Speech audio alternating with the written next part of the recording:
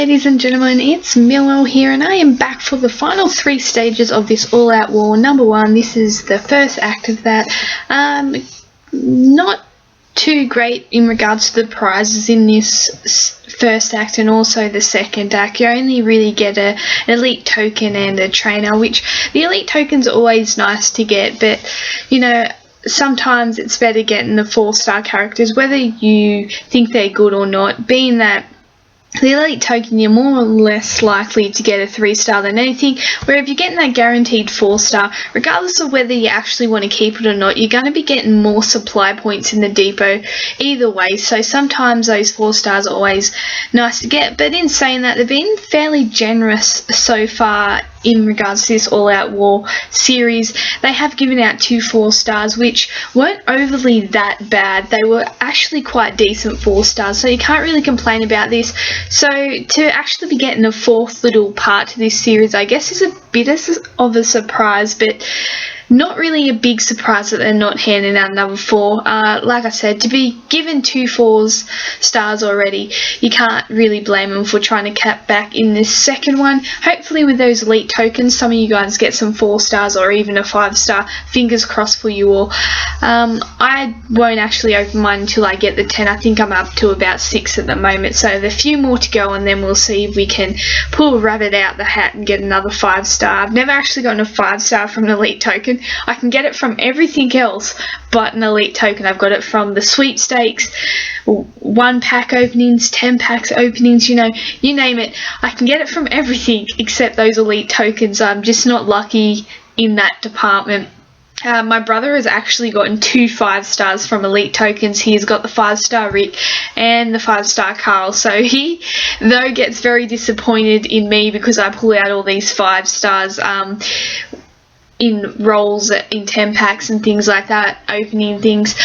He has actually got better odds than me with those elite tokens and got a few.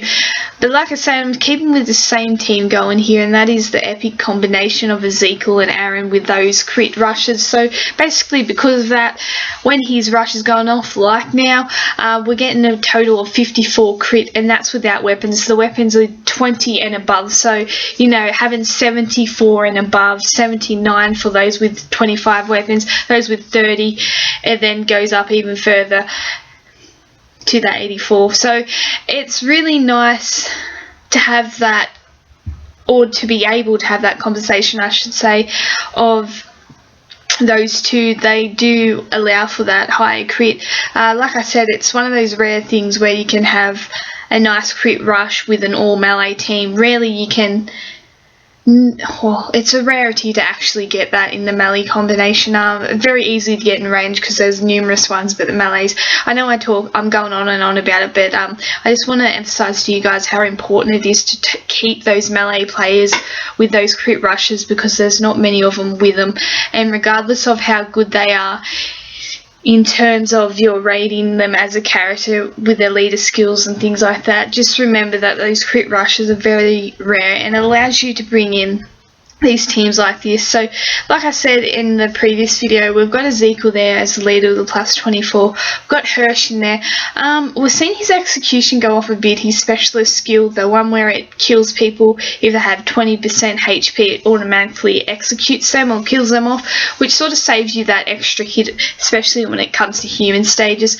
I was sort of hoping that we'd get to see his rush in action of revival. Like, we can see the damage he does, but unless one of my players actually die, we're not going to see that revival rush in action, and that's where it revives a player with 60% of their HP, which is absolutely amazing.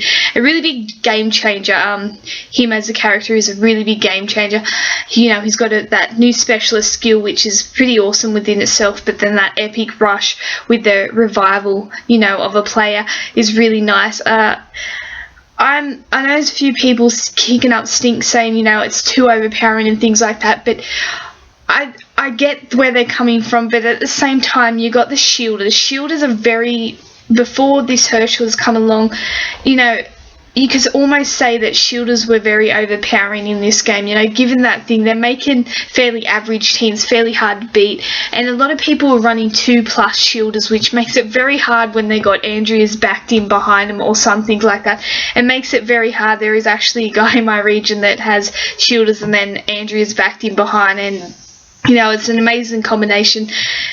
And it's pretty deadly, so I can't say it. And it was those shooters that were making it such an overpowering team and such a deadly team. It is those shooters. Though that team is still beatable, all teams are beatable, you just need the right combination.